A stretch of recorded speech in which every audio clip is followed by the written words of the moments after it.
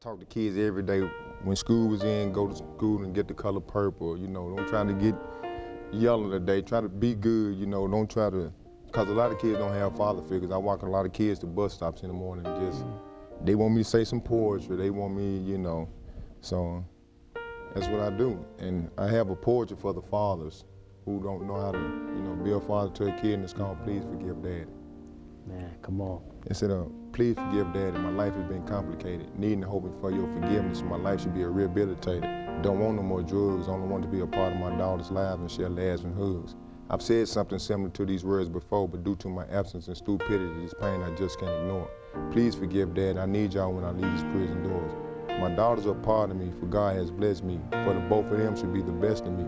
Yet my two beautiful daughters make me happy. These two teardrops on my face and I'm still somewhat sad, because I never heard them 4 words, we forgive you, Dad. But through the grace of God, I know they love sincere. They just doing me the same way when I wasn't there. Wow. Welcome to Just Men, a life-changing program that resonates hope as well as encouragement. The program that gives you information and inspiration for the glory of God. I am your host, Jeff Tate, and thank you for joining Just Men. On today's program, we have a very special guest. This is his first time being on Just Men. Please welcome Mike Sawyer. Brother Sawyer, welcome to Just Men. Thank you for having me, Jeff. Oh man, it's a tremendous blessing for you to be on our program. You add value to our program, man, so we just want to thank you, man. Thank you very much. Thank you for having me. Yeah, well, you and I, we got a lot to talk about, and so we're going to kind of dive into it a little bit and kind of share a little bit about your upbringing and who is Mike Sawyer. Mike Sawyers. Mike Sawyers is a child from University Court, born and raised in Nashville. Single mother, Teresa Sawyers. And my daddy was Jesse Smith. He was around every now and then, but my mama, I was the son that grew up with a woman who had her trials and tribulations, her journey. So I was just on her path. So whatever she did, I did not follow her because I was just a child that was on the wrong path going through the journey. And I came up in University Court projects. And like I said, my mama had her journey and she was on. I was so happy to follow her path as well as my father's. And she did the best she did. She had multiples of jobs. She cut hair, she shot pool, she did anything to keep food on the table for us. And when she got in her addiction, things kind of detoured for me as a child. I was, wasn't really made to go to school. I ate out of Lovelace potato chip factories and, things of that nature. I was chosen to eat out of dumpster because my mother's addiction. And, she did what she could do as a child. So as a child, I didn't get to really ride sliding boards and do the green machines. I came up, as a child wasn't supposed to do. So I guess later on in the years, it was kind of like mentally, bothered me in so many ways because there was a lot of emotions dealing with the fact that I didn't have things other kids had, but I knew my mama was there for me. She, like I said, she was just going through her addiction or whatever it was. Yeah, let's talk a little bit about, because I know ultimately we're going to talk about the triumph, how you overcome that, but I think people need to really hear your story and hear how far God has brought you from and what he brought you through in order that he get the glory. So let's talk a bit about, let's dive into the influence, the negative influence in your life and how it pulled you even into some level of addiction.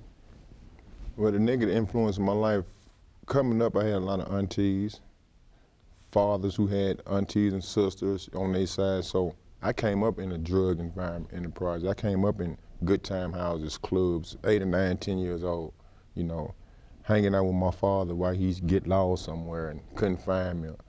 Or I was influenced by bank robbers coming up in my house, looking for my mother when she there. They climbing through the window when I'm there while she at work. Or, seeing people in the neighborhood sell crack or pushing Cadillac down around in the wheelchair to get his drugs off.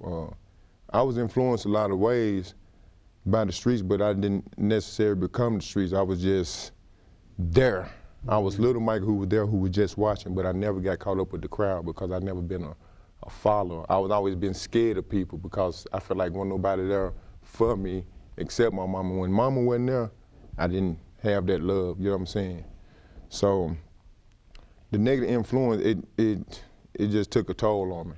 So when I got older and it's things I wanted, I started to think I can take something that wasn't mine, you know, and wanted things. I wanted Nikes, I wanted Jordans, I wanted nice book bags and lunch boxes, but I didn't never get that. So I didn't ever do no juvenile time. I can truly say that through the babysitters or whatever, I never flirted to the way to go steal cars or go breaking stores. It's only when I got older, 18, I started doing jail time. I started robbing, started selling drugs, driving without a license, started robbing movie theaters. Then I got on crack cocaine and heroin at the age of 19 years old. Tried that on marijuana first, then I went to the crack pipe, and then next thing you know, it got out of control. So I figured I was always messed up. I knew I was messed up real bad when I took a pickup truck and bagged up to my sister's house and took about $7,000 worth of furniture and didn't get much drugs for it. And I love my sister to this day for not, you know, pushing me away. She knew who I was before I got on the drugs, so that caused me to keep strong. Say, okay, ain't nobody giving up on me. They ain't saying, Michael, just get away from us, just get away from us, because they knew the person who was inside me. Wow, that's beautiful. That's, you know, when you start talking about the person who we really are, and when people know that, then when we are unconscious, they realize, okay, well, he's unconscious, and they're not the person that they really are. So therefore, they walk in. The word talks about long suffering. They walk in forgiveness, and they walk in a level of love that's deeper than the surface love. Talk a little bit about this process to where you realize, what was the lowest point in your life where you realized you needed to bring a change? Oh, the lowest point in my life when I realized I needed to bring a change, when I was getting high with my mama. I never wanted to get high with my mama. Never in a million years. I used to, when I was a child, I used to see her get high. It used to bother me. But then it bothered me more to raise up and start getting high with her mother. So going through all that is like my vision of suffering make me don't want to go back to drugs, because there's certain things in my life that I know if I use drugs, it's automatically gonna be a downfall. I'm not gonna hurt myself, I'm gonna hurt everybody around me. So I'm glad that God had put my mom in a place where she's comfortable now, she's living like she wants to, even though she's worried about her boys in and out of prison. We're no longer using drugs now. We're like the Cosby family, you know. Hey, mama, let's go to church. It feels good to embrace. Or you want some turnip greens, son. You know what I'm saying? We don't have to go steal a bundle of turnip greens. We can eat and be happy and have Christ and pray as a family. Wow, that's beautiful. Yeah, and I've seen your mom and being on the set and seeing the tremendous change that God has done in her, and it just shows you that God is able, the word says he's able to do exceedingly abundantly what we ask or think, according to the power that he's placed inside of us. And so I want to talk about this road of recovery, and in how you've was able to start getting on that road of recovery, and talk a little bit about how maybe even incarceration even helped you to get on this road to recovery. Well, cause I'm like, I knew I can accept change, and I can't do nothing about people, places, and things. You know, I try to ask God to give me the strength, you know, within my weakness, and it's like, you know what I mean? What I mean?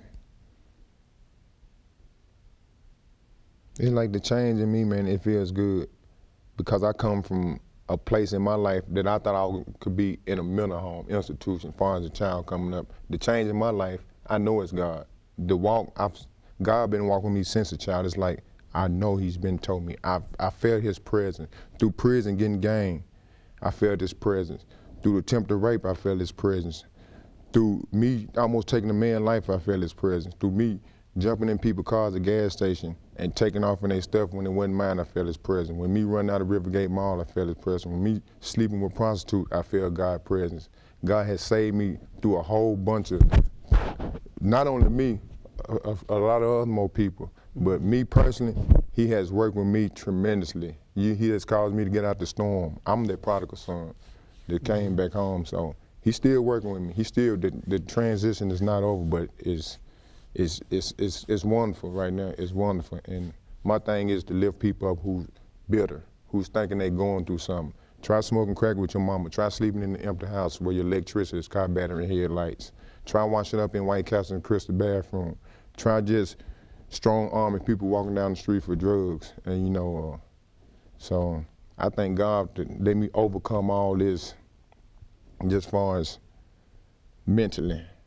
Still being able to have it and being able to come up with Jesus and not thinking about the human being. I'm not about the human being, but I'm about trying to help the human being through Jesus. I'm not just materialistic. I'm for the spirit of being saying, if he can help me, he can help anybody. If he can help Teresa, he can help anybody. Because my mama is the reason why I got clean today.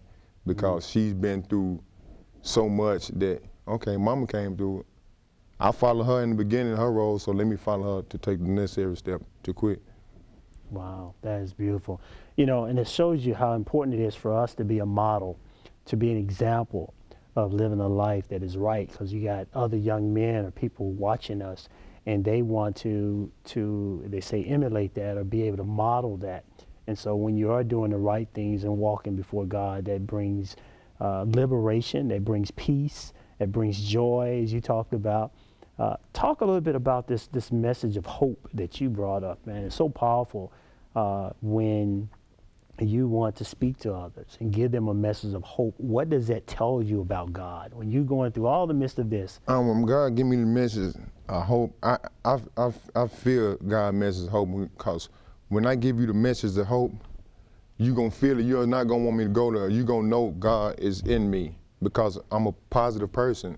Even though I grew up in the streets, a hardcore, why should I be the one going to maximum security? Why should I be the one to have life? And I seen a lot of guys live like I live, but I made the choice in my mind, I'm not going to kill this man because he called me a cuss word. I had to make a conscious decision not to do time for him.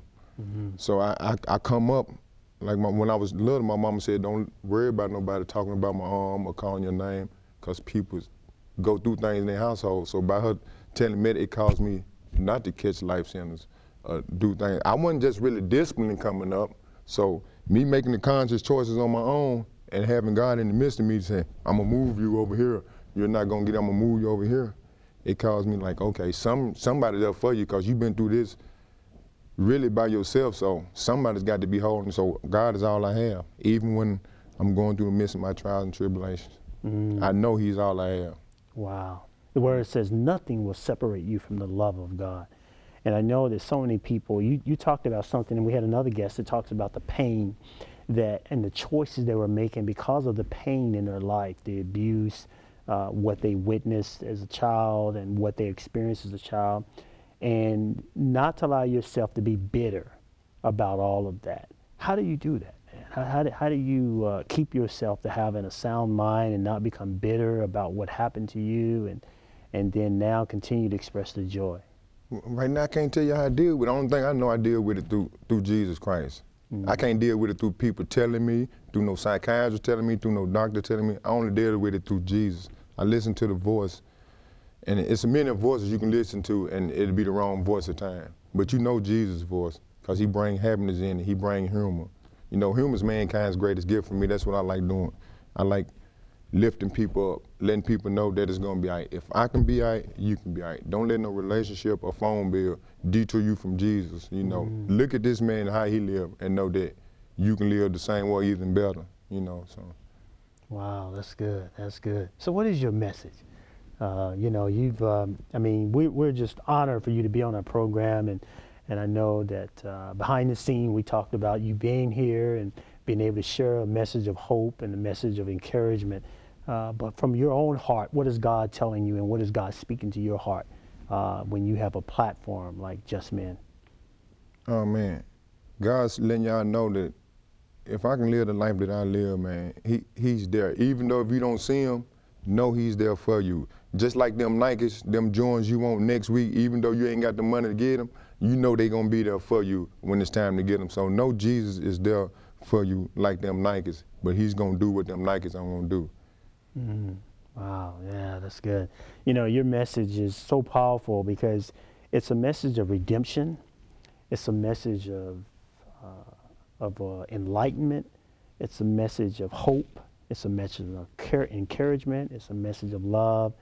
And then the word that that is resonating in my heart is it's a message of reconciliation. And the word reconcile, what it means is that it's to restore you back to your original plan that God had when he created you.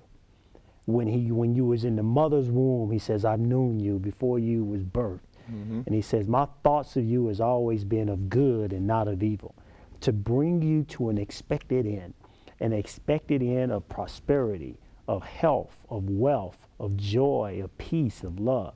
He says, I chose you in the furnace of your affliction. And so in the midst of all of what we go through, sometimes we lose our way and don't realize our value. We don't realize who we are anymore. Mm-hmm. And because of that, we think that we got to work to get our value, when your value is already created when you were birthed. Your value was because you are the son of God. You're the child of God. That's your value. And that's something that's so powerful that we see in you and we see in others. And that's your message, to let people know that they are significant in God. You keep saying back in Christ. I try to get you to say any other way, but you said, nah, I don't know, only one way. And it is through Christ, because through Christ, he redeemed us. He reconciled us. The word says, behold, I have reconciled you. I've given you a ministry of reconciliation. I've given you a word of reconciliation. He says, be ye reconciled to God. When you become reconciled to God, you become whole, you become complete. Better version of yourself. A better version of yourself. You're made in his image. You're made in his likeness. I mean, and so you came to our conference. What did our conference do to you? You came to Just Man Conference. I never been nothing like it. So, you know, for me, it was sit up and be alert and hear what's going on. Identity theft. It wasn't just about stealing your Social Security card. It's just about you as a whole. And that's why I need it, because, like I said, I went through a whole lot. And right today, I'm still think I need to deal with a few psychiatrists. But I got God. He let me know what all the doctors got planned. They really ain't gotten too much planned, because his plan is working, you know, to this point. If I made it this far, he got something else for me. Yeah. He really got something for me. Wow. He really got something for me. So he's still working on me. Wow. I'm still lifting people up every day, each and every day as I speak. I lift people up. Wow, that's good. That's awesome. You know, that's one of the things when we talked about identity theft, and I want to talk a little bit to you about this identity theft. A lot of times people don't understand that their image has been stolen, maybe through their childhood, through expectations, through others' dreams or other expectations of you. When you think that you have to rob, steal to obtain your inheritance, when your inheritance is already yours, you know. That's what was so powerful about Jacob. Jacob and Esau, they were sons of Isaac. And the word says that when Rebekah, which was the mother, had them, she said, you were going to have two sons. They were warring against each other. And it was, here you have Jacob and Esau warring against each other, and it's like two nations. It's the same thing that happens in us. We have the old self warring against the new self, trying to change him and trying to get him to do wrong, right? And Esau sold his birthright to Jacob, and Jacob was a trickster. He tricked him, tricked his brother to give up his birthright. But even though he tricked him, God had already ordained that Jacob would be a leader, that he would oversee things, but yet he thought the way he get his leadership and his power and his inheritance was tricky. Yeah. You know, but God says, no, I've already given you everything you need. You don't have to use those methods. So now you have a false identity. Jacob didn't know who he was. So he's trying to find himself through other things as opposed to finding himself through the image of God. Talk about how you are now starting to see yourself. How do you see yourself now? How do you view yourself now, especially when the way you used to view yourself? Oh, Lord. I view myself as just a habit positive person. I view myself helping others overcome whatever they're going through quickly, just because the kingdom in me allows me to pour out what I have to offer. It's not for me. It's not for me at all, but it has helped me because I have changed from this place and to come from bitter as a child. I didn't know what bitter was, but I'm pretty sure I was bitter, but to be able to say, okay, I went through this, I didn't have this and that, I'm cool with it. I'm not material stuff, I ain't used to nothing, so what I'm gonna be, you know, crying over spilled milk for a nap. If I ain't got it, I ain't got it. So now I'm for all the kids. I throw field days. Shouts out to Delway, East Nashville. I throw field days for the kids. Anything I can do for a child, it remind me of little Michael being in the house by himself. And when I think about them, look at the hood, I think about one of them child might be in the project hungry, and it could possibly be me. So I do whatever I do to help the kids. Wow, that's good. So those are some of the things you're doing to give back and to actually expressing. You use the word, and I'm about to come back to that word kingdom. You said the kingdom in you, and what does that really mean? Is that what's really driving you and helping you in order to overcome? The kingdom is in me, and there's something I can't do nothing about it. When I talk, I talk. When I give you Jesus, I give you Jesus. I guess when you're ready to cut it off, you cut off, because sometimes I can go and non-stop. When it comes to Jesus, you just go. You fight, you fight. And sometimes I get attacked because of it. My spirits get attacked. It started from prison. Oh, you gonna do this, you do that outside, but I can deal with that because I can accept people. I can accept people up under the universe. They all made in the image and likeness of God. So I'm cool with whatever you do, whatever you call me, because I'm just here for the moment. I'm here temporary to help those who want to be helped. Wow, man, that's good. When you were first coming on, we were thinking, man, this show is going to be raw, man. His brother's come through a whole lot. But then you see how no matter how raw and how we come through life, the hard times, God is able to transform it and brings it purity, to bring it wealth. I'm always talking about gold, because gold, actually to purify gold, they say that they have to put the metal in intense heat, pressure. And then they mix it with a substance called flux. And the flux, basically, it attaches to all those things is not pure in gold. The alloys and the nickel and all these things is not. And what it does is it grabs hold of it and then it pulls it up to the top. And so when it pulls it up to the top because of the heat, what the miners do who are doing this gold mining, whatever, they take this thing, this apparatus, and they wipe that surface off. And they keep wiping it, getting all that flux out, getting all that junk out, getting all our past, getting all the hurt and the pain and what we've done, where we cause pain, where we've been an instrument of pain or pain being inflicted upon us, getting rid of all of that. And then he said, and they don't stop until they see an image. Until they can see an image, the clear purity of it.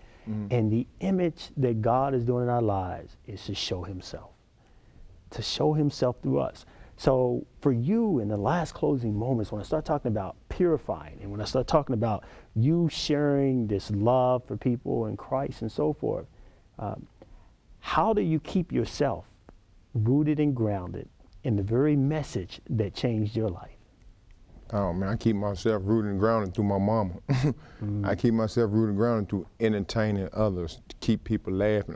In order to keep people laughing and make myself happy, I have to, when I know you're bitter, and once a person get a taste of laughter and humor, it's something they never had, they're gonna enjoy it, keep coming back. It's like a drug. Once you do it, even though it ain't, you're gonna come back. I'm a good drug. I'm a God child drug that when this pour out, you're gonna feel it, you're gonna say, okay, he's for me, he's trying to help me. So I had to get that same teaching from somebody who had good spirits, good energy, and just want to help you, want the best for your life. So I picked up on quite a few people in different churches, just coming up on my own and meeting people in prison, guys who didn't supposed to be there. And I basically, man, God just worked with me, and I didn't have no map, no instruction on how to do this. So he did it for me. He's still doing it to this day. Wow. So what does the kids call you, man? What do the kids, how do the kids relate to you? I'll clucker to a better brother. Clucker is just another word for addict. The t-shirts is clucker to a better brother with my face on it. This side is the addict side where it's messed up, and this side is the clean version saying, this is who I used to be, but this is who I am today. Wow. If I can change, you can do it. So, like I said, I'm off in the entertaining, humor, mankind's greatest gift. It heals. And I believe that's why I'm somewhat healed without a psychiatrist. Wow. Yeah. Is that the message that you're giving to young people too when you go to and talk with them? Oh man, my message is just don't be a follower, man. Stay in school. I talk to kids every day. When school was in, go to school and get the color purple. Don't try to get yelling today. Try to be good, you know, don't try to, because a lot of kids don't have father figures. I walk a lot of kids to bus stops in the morning, just, they want me to say some poetry, they want me, you know, so that's what I do. And I have a poetry for the fathers who don't know how to, you know, be a father to a kid, and it's called Please Forgive Daddy. Man, come on. Instead of, please forgive Daddy, my life has been complicated. Needing and hoping for your forgiveness, my life should be rehabilitated. Don't want no more drugs, only want to be a part of my daughter's lives and share laughs and hugs. I've said something similar to these words before, but due to my absence and stupidity, this pain I just can't ignore. Please forgive Daddy, I need y'all when I leave these prison doors. My daughters are part of me, for God has blessed me, for the both of them should be the best of me. Yet my two beautiful daughters make me happy. These two teardrops on my face, and I'm still somewhat sad, because I never heard them 4 words, we forgive you, Dad. But through the grace of God, I know they love and sincere. They just doing me the same way when I wasn't there. Wow. Man, that's powerful. That is powerful. Man, that is powerful. It's for all fathers who feel like me and my kids, we're real close. They never seen me do drugs, but they know I went to prison for a reason. And I told them the reason why I wasn't around them, because I didn't want to bring that lifestyle towards them. Now I can't keep them away from them. They 23 and 20 today. Wow. Yep. Wow. Well, I know they're proud of you and what you've become. I'm always thinking about Simba and the Lion's King when Rafiki sends him and takes him to this farm. He says, I'm going to show you your father. And he shows him to this little river, and all he sees is his own reflection. He says, that's not my father. And he says, look deeper. He says, look deeper. And as he looked deeper, the voice of his father, you know, obviously when Mufasa begins to unveil, he says, son, you have forgotten me. He says, oh no, there's no way I've forgotten you, my father. He said, because you have forgotten yourself, you have forgotten me. You are more than what you've become. And it's a word that keeps resonating when I talk to you, man, that your message is letting people know that they're more than what they become. And that they are a reflection of their Father, which art in heaven, hallowed be thy name. Thy kingdom come, thy will be done. Thy will be done on earth as it is in heaven. And so I tell you, you have blessed us. Got to have you back on, man, so we can continue our dialogue about what you're doing in the community and reaching out. What last word of encouragement do you have for the men and for people in the community? Last word of encouragement to all the men, fathers out there, man, you know, take it one day at a time, man. Try to help the kids come up, not to be gang banging or disrespecting the elders, and just, man, keep God first and foremost, man. Without God, you ain't got nothing. Can't no color, can't no gang banging, can't nothing make you become the better version of yourself except Jesus. Wow, that is awesome. Stay focused. Wow. Man, that's good. That's awesome. Wow. That's good. Man, awesome.